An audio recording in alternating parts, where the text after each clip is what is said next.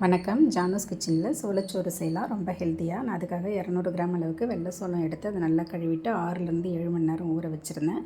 6 மணி நேரம் கழித்து இதை இந்த மாதிரி தண்ணியெல்லாம் வடிச்சிட்டு வெள்ளை துணியில் இந்த மாதிரி ஒரு அரை மணி நேரம் பரத்தி விட்டுக்கலாம். அரை மணி நேரம் கழித்து அதை மிக்ஸி ஜாரில் போட்டு இந்த மாதிரி கோர்ஸாக அரைச்சிக்கிறேன்.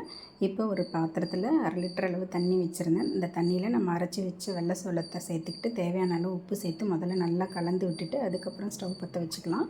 ஸ்டவ்வை மீடியம் ஃப்ளேம்லேயே இருக்கட்டும். கைவிடாமல் கிளறி விட்டுக்கிட்டே இருக்கணும். நல்லா வெந்து வர்ற வரைக்கும் நல்லா கிளறி விட்டுக்கிட்டே இருக்கணும். இப்போ இந்த மாதிரி கட்டி அழகாக வெந்து வரும். இந்த நேரத்தில் இது வெந்துருச்சான்னு பார்க்குறதுக்காக ஈரக்கையை தொட்டு பார்த்தா கையில் ஒட்டாமல் இருக்கணும். இப்போ நல்லா வெந்துருச்சு. ஸ்டவ்வை ஆஃப் பண்ணிவிட்டு இதை மூடி வச்சிடலாம். இது நல்லா ஆறட்டும். ஆறின பிறகு இந்த மாதிரி கரண்டியில் எடுத்து கையால் இந்த மாதிரி உருண்டை பிடிச்சிக்கலாம். அவ்வளோதாங்க, ஹெல்த்தியான சோளச்சோறு ரெடி ஆகிடுச்சு. நம்ம மதியம் லஞ்சுக்கு எந்த குழம்பு வைக்கிறோமோ அதை இது மேலே ஊற்றி சாப்பிட்றதுக்கு ரொம்ப டேஸ்ட்டாகவும் ஹெல்த்தியாகவும் இருக்கும். தேங்க்ஸ் ஃபார் வாட்சிங்.